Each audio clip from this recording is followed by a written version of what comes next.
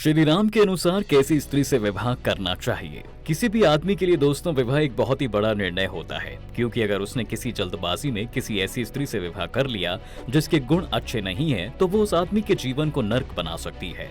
ऐसे में प्रश्न उठता है कि आखिर एक आदमी को कैसी स्त्री से विवाह करना चाहिए। आज का समय आधुनिक समय है, जहाँ किसी के पास चैन से सांस लेने की भी फुर्सत नहीं है। ऐसे में विवाह का निर्णय लेना उनके लिए एक और बड़ी चुनौती बन जाता है। साथ ही ये निर्णय करना कि उन्हें कैसी महिला से विवाह करना चाहिए। लेकिन अगर आप हिंदू धर्म ग्रंथों और पुराणों का सही ढंग से अध्ययन करते हैं, तो आपको आपके प्रश्नों के उत्तर आसानी से मिल सकते हैं, क्योंकि हिंदू धर्म के कई पुराणों में बताया गया है कि व्यक्ति को कैसी स्त्री से विवाह करना चाहिए।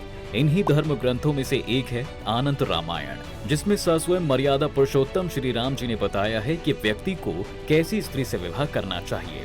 भगवान श्री राम आनंद रामायण में कहते हैं कि किसी भी आदमी को केवल ऐसी ही स्त्री से विवाह करना चाहिए जो स्वयं आपसे विवाह करना चाहती हो। साथ ही पुरुषों को विवाह के लिए किसी भी स्त्री को विवश करके विवाह नहीं करना चाहिए, क्योंकि जोर जबरदस्ती से किया गया विवाह कभी भी सफल नहीं होता। साथ ही इससे पुरुष के भविष्य पर भी बुरा असर पड़ता है।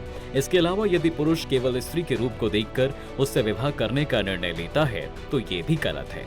श्री राम कहते हैं कि इसकी जगह पुरुष को ऐसी स्त्री से विवाह करना चाहिए जो उससे बहुत प्रेम करती हो और उसकी खूब सेवा करती हो, क्योंकि ऐसी स्त्री अपने पति के साथ साथ उसके परिवार वालों की भी बहुत सेवा करती है। इतना ही नहीं, भगवान राम कहते हैं कि एक स्त्री का धार्मिक विचारों वाली होना अति आवश्यक है, क्योंकि जब वो विवाह करके अपने ससुराल चली जाती है, तब उसके यही धार्मिक विचार उसके नए परिवार के लिए बहुत शुभ होता है। इसी के साथ उसके पति के जीवन में चल रही समस्याएं दूर हो जाती हैं और उसका भाग्योदय होता है, क्योंकि ऐसा माना जाता है कि जो स्त्री धार्मिक विचारों वाली होती है, नित्य नियम से रोज भगवान की पूजा अर्चना करती है, जिससे भगवान उस स्त्री और उसके परिजनों से सदैव प्रसन्न रहते हैं और उन पर अपनी कृपा दृष्टि बनाए रखते हैं। इसके अलावा भगवान श्री राम कहते हैं कि एक स्त्री का धैर्यवान होना बहुत जरूरी है, क्योंकि जब परिवार पर कोई विपत्ति आती है, तब वह अपने धैर्य से उस विपत्ति का सामना करती है।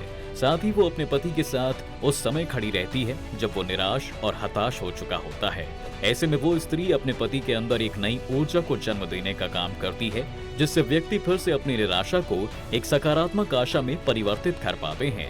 श्री राम कहते हैं कि गलती से भी व्यक्ति को ऐसी स्त्री से विवाह नहीं करना चाहिए जिसका स्वभाव क्रोधी हो, क्योंकि ऐसी महिलाएं परिवार वालों के बीच कलह और दुर्भावना फैलाने का काम करती हैं, जिससे परिवार का विनाश होना तय माना जाता है। दोस्तों, भगवान श्री राम आगे कहते हैं कि किसी भी व्यक्ति के लिए विवाह के लिए सबसे उत्तम स्त्री वही होती है जो अपने होने वाले पति में अपने पिता की छवि को देखती हो, क्योंकि ऐसी स्त्री सदैव आपका आदर और सम्मान करती है।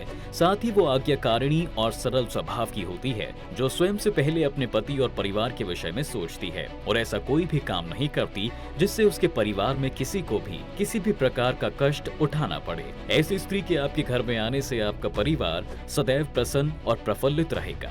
इसके अलावा जब भी कोई व्यक्ति किसी स्त्री से विवाह करने का निर्णय लेने वाला हो, तब उसे इस बात का पूरा ध्यान रखना चाहिए कि उसकी होने वाली पत्नी बोलते समय कटु वचनों का प्रयोग तो नहीं कर रही है, क्योंकि जब कोई स्त्री जानबूझकर या अनजाने में कटु वचनों का प्रयोग करती है तो ठीक नहीं होता है और उससे कलह और युद्ध होने की भी आशंका बनी रहती है। इसे आप ऐसे समझ सकते हैं कि द्वापर युग में कौरवों और पांडवों के बीच हुआ महाभारत का युद्ध पांडवों की पत्नी द्रौपदी के कुछ कटु वचनों के कारण ही हुआ था, जो द्रौपदी ने दुर्योधन से कहे थे, जिसके प्रतिशोध में दुर्योधन ने द्रौपदी का भरी सभा में अपमान भी किया था। इसकी जगह एक स्त्री को मृदु वचन वाली होना चाहिए, जिसकी बातें सुनकर आप अपनी सारी चिंताओं और परेशानियों को भूल जाएं और अपने गृहस्थ जीवन का आनंद उठाएं। दोस्तों, आज के लिए फिलहाल बस इतना ही। अगर आपको हमारी ये वीडियो पसंद आई हो तो हमें कमेंट करके जरूर बताएं। साथ ही अगर आप और भी ऐसी वीडियोस देखना चाहते हैं तो हमारे चैनल को फॉलो कर लीजिए।